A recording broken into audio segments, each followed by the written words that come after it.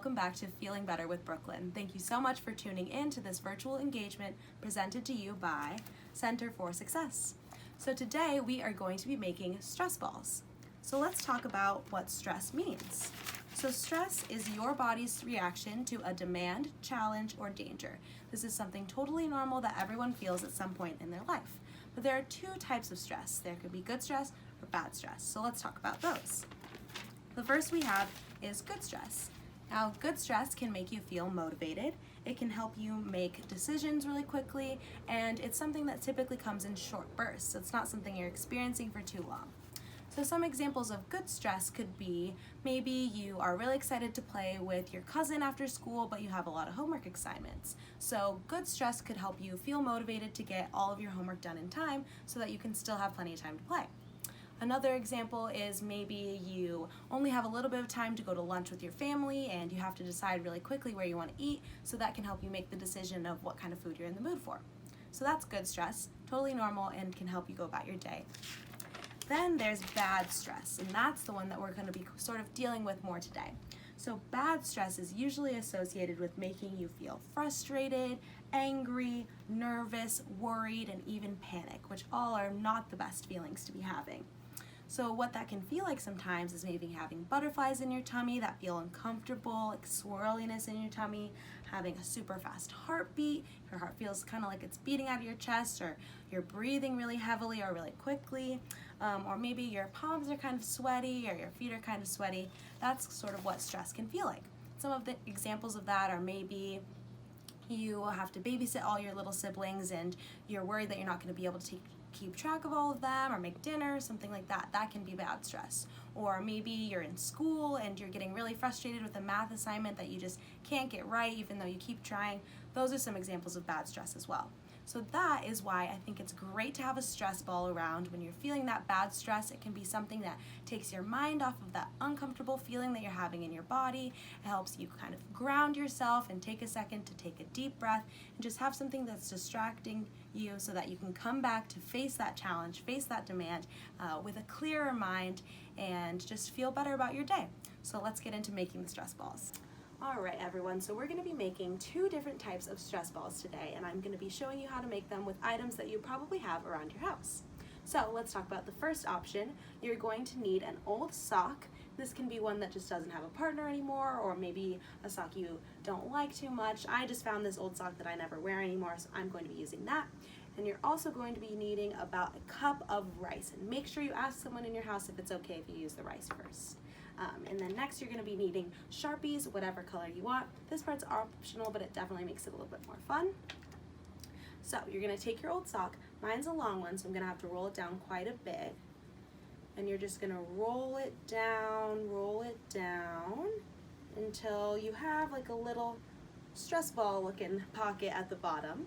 Then you're going to take the mouth, open it up, and stretch it around the cup of rice. And that'll just make it easier to pour the rice in. You might need another person to help you with this. Stretch it around. There we go. And then I'm just going to dump out the rice into the bottom of the sock. There we go.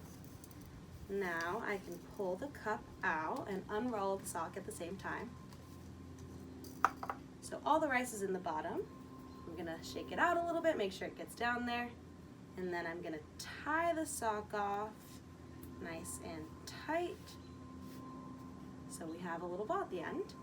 And then I'm going to cut off the excess sock just because I want it to look more like a little stress ball.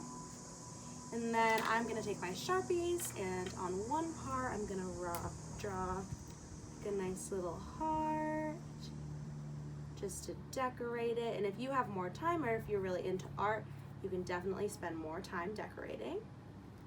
And then I'm gonna write myself a little message that says, "Don't worry." But you can choose to write any kind of little message to remind yourself to stay happy, or anything you think will calm you down if you're feeling stressed. So there we have stress ball number one. If you squeeze it, it feels really comforting, and it can definitely help take your mind off of any stress you're feeling. So stress ball number 2, we're just gonna need a bag of flour, and I have about a cup in here. Just a little plastic bag. So you're gonna open that up, make sure, again, you ask someone in your house if it's okay if you use it. You're gonna take just a little bit of water and add a little bit at a time. There we go. Then you're gonna lightly sort of squish that around to mix it up. It's sort of up to you what kind of texture you want it to have. I definitely want a little bit more water in there. Take care when you're squishing it up so that the flour doesn't get everywhere. All right, pour a little more. That looks like it'll be good. I'm gonna seal it off. Try to get as much air out as I can. Close the bag.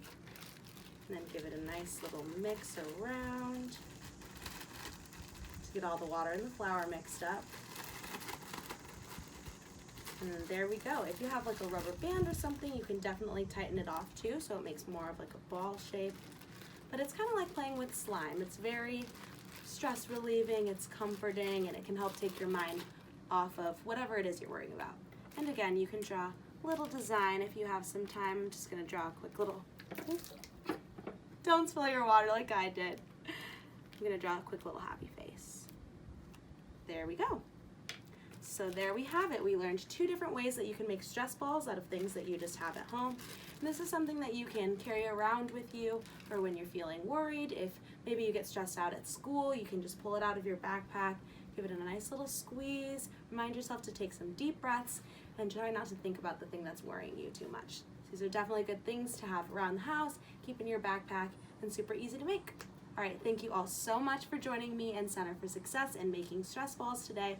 Please let me know down in the comments which type of stress ball you made, or if you thought of any other tips and tricks for dealing with stress, or any ways to make your stress balls more fun.